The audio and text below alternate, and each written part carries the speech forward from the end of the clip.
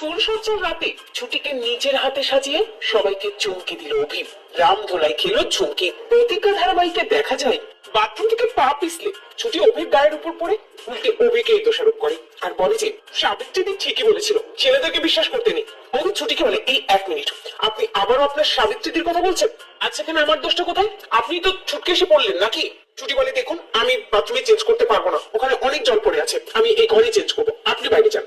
অভি বলে, এত রাতে বাইরে যাবো? এখন বাইরে গেলে সবাই সন্দেহ করবে না যে বাইরে যাবো?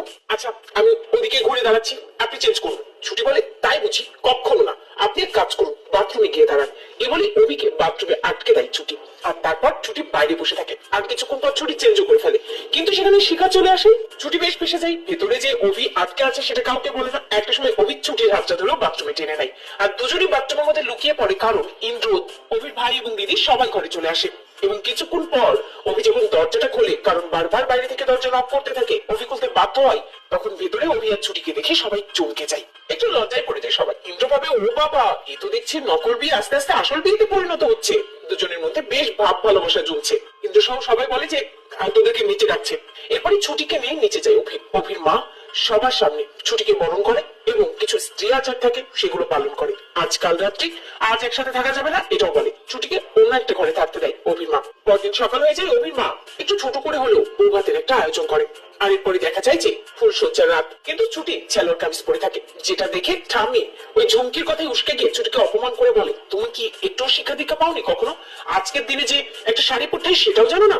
ছুটি অভিকে বলে, আমার তো কোনো শাড়ি নেই। অভি ছুটিকে নিয়ে শাড়ি কিনতে চাই আর নিজে হাতে পছন্দ করে ছুটিকে শাড়ি কিনে দেয় অভি, যেটা দেখে ঝুমকি জ্বলে পড়ে মরে যায়। কিন্তু ঝুমকিকে তোয়াক্কা না করে অভি ছুটিকে নিয়ে বাড়ি ফেরে।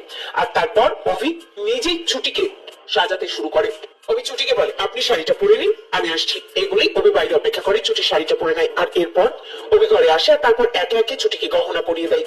ফুলসজ্জা ঠিক যেমন করে সাজে তেমনটাই অভি ছুটিকে সাজিয়ে দেওয়ার চেষ্টা করে। আর ভাবতে থাকে, আজ আমি আপনাকে ঠিক সেভাবে সাজিয়ে দেবো যেভাবে আর 5টা মেয়ে সাজে, যাতে কেউ সন্দেহ না করে। ছুটি অবাক হয়ে অভিকে বলে, উকিল স্যার, এগুলো কেন করছেন উকিল স্যার? এগুলো কি এই নকল বিয়েতে করা খুব জরুরি? অভি বলে যে হ্যাঁ জরুরি, নয়তো আবার সবাই প্রশ্ন তুলবে এই বিয়েটা নিয়ে। আর তাছাড়া বাঙালি মেয়েরা ফুলসজ্জা রাতে যেমন সাজে তেমনই তো সাজবে, তাই না? ছুটি মনে মনে ভাবতে থাকে, এ কি বলছে উকিল স্যার? তবে কি এখন বাকি সবকিছুই হবে নাকি? ছুটি সাবিত্রীদের কথা সত্যি না হয়ে যায়, বেশ ঘাবড়ে যায় ছুটি। তো বন্ধুরা, তোমরা এটা চাও তো এভাবেই যেন ভালোবেসে ছুটিকে আপন করে নেয় অভি? কমেন্ট করে জানাতে ভুলো না।